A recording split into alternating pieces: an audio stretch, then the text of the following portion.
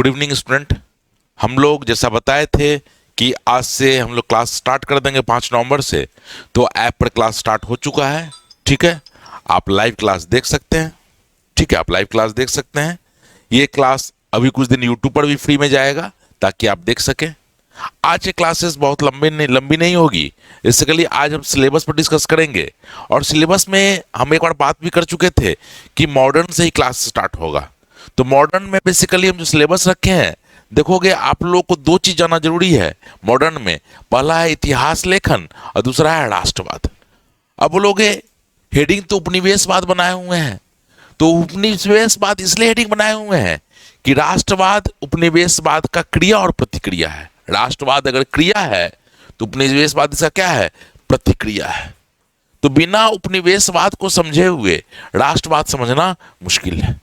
BPSC का खासकर syllabus देखोगे तो आपके सिलेबस में केवल राष्ट्रवाद दे दिया है, उपनिवेशवाद नहीं दिया है। ठीक है, तो हम लोग क्या करेंगे, थोड़ा सा बेसिक टू एडवांस जाएंगे। जैसा आप लोग देख रहे हैं डेट बढ़ चुका है बीपीएससी का, और पहले जैसा डेट नहीं रहा, मतलब हड़बड़ी थी। पहले लग रहा था कि जनवरी में एग्जाम हो जाएगा, अब देख रहे हैं अप्रैल में एग्जाम होगा। तो एकदम बेसिक टू एडवांस की ओर चले ताकि निश्चिंता आ जाए और कोई हड़बड़ी नहीं हो।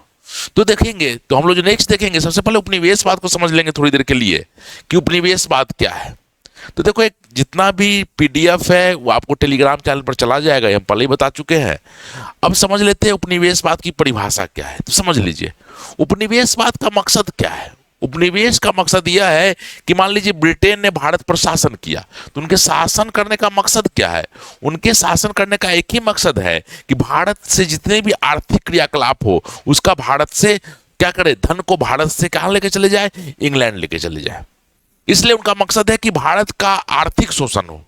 लेकिन सच्चाई यह है, आर्थिक शोषण के क्रम में ही राजनीतिक प्रक्रिया अपनानी पड़ती है, प्रशासनिक प्रक्रिया अपनानी करती है, धर्म और संस्कृति में भी हस्तक्षेप करना पड़ता है।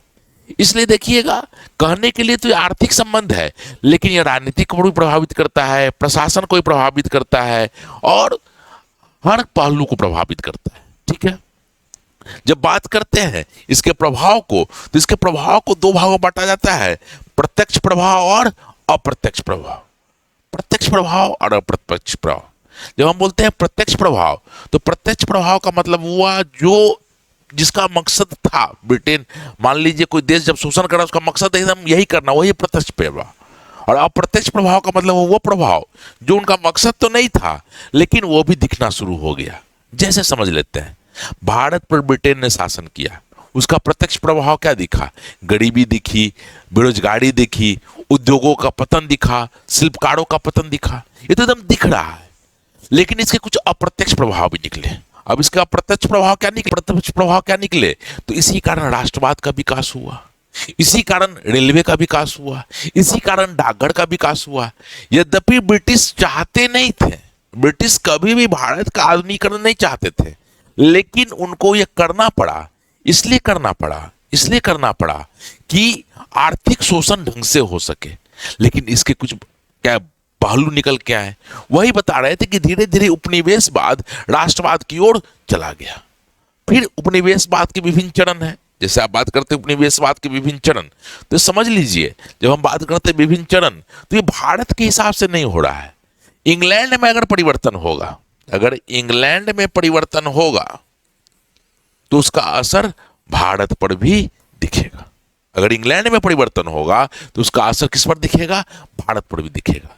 जैसे हमने बताया कि पहला है वाणिज्यिक चरण और फिर है औद्योगिक चरण। जब बोलते हैं वाणिज्यिक चरण और दूसरा बोलते हैं औद्योगिक चरण, तो इसका मतलब यह हुआ कि जब इंग्लैंड में औद्योगिक क्रांति हुई तो भारत के साथ इसका संबंध बदल गया। तो एक हम समझिए कि कोई भी चीज भारत के हिसाब से नहीं हो रहा है, किसके हिसाब से हो रहा है? इंग्लैंड के हिसाब से। इंग्लैंड में परिवर्तन होगा, उसका असर भारत में दिखेगा। इसलिए हमेशा याद रखिएगा, बिना उपनिवेशवाद को समझे हुए राष्ट्रवाद को समझना थोड़ा मुश्किल है। और अंतिम जो है वित्तीय चरण, इसको भी देखेंगे। तो हम लोग क्या करेंगे, हम लोग जो क्लास स्टार्ट करेंगे, आज सुबह सिलेबस पर बात करने आए थे, 10-15 मिनट का वीडियो हम बता रहे थे। हम लोग जो कल से सिलेबस स्टार्ट करेंगे तो पहले उपनिवेशवाद को समझेंगे और कोशिश करेंगे जो पीडीएफ हो, थोड़ा बहुत पीडीएफ दिया जा सके, और अभी जो 5-7 क्लास चलेगा वो उपनिवेशवाद पर चलेगा, और उसको समझ लेने के बाद फिर राष्ट्रवाद पर जाएंगे, और उसके बाद हम लोग आंसर राइटिंग पर काम करना शुरू करेंगे, क्योंकि मेंस का मकसद आंसर राइटिंग है, केवल सुनने से कुछ होने वाला नहीं है। ठीक है, अब देखिएगा, तो अगला जो सिलेबस है आपको बोलते हैं राष्ट्रवाद, और यही आपका सिलेबस है। मुख्य रूप से जो आपका सिलेबस है यही राष्ट्रवाद है।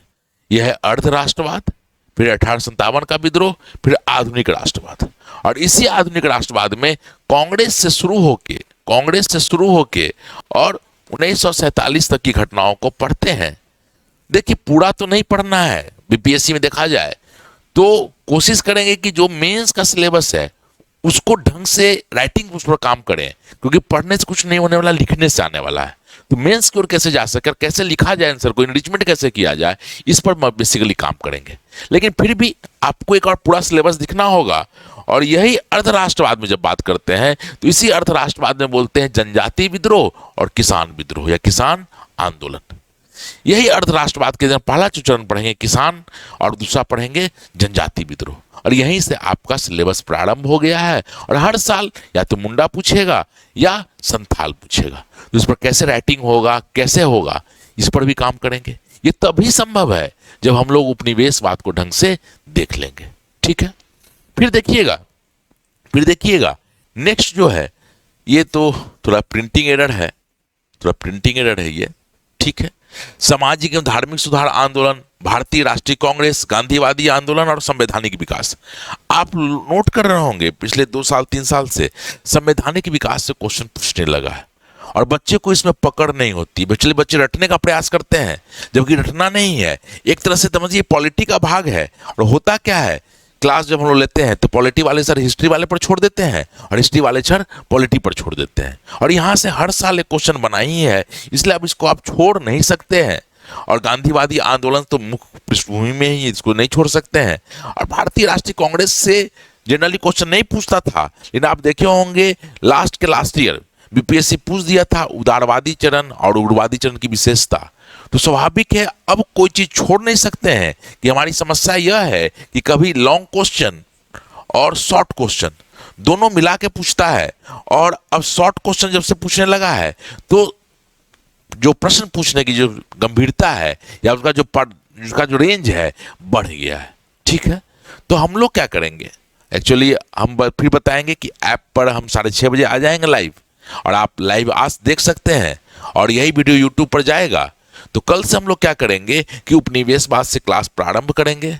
हमारा एक ही मकसद रहेगा कि एकदम बेसिक से एडवांस की ओर ले जाएं बच्चा को। पहले किताब से कैसे राइटिंग की ओर जाते हैं, किताब तो पढ़ लेते हैं, लेकिन आंसर राइटिंग करने में क्या क्या दिक्कत होता है मेन उसको देखा जाए, और एक बेसिक कंसेप्ट क्लियर करने के बाद कैसे लिखें उस पर मुख्य रूप से काम करें। धन्यवाद।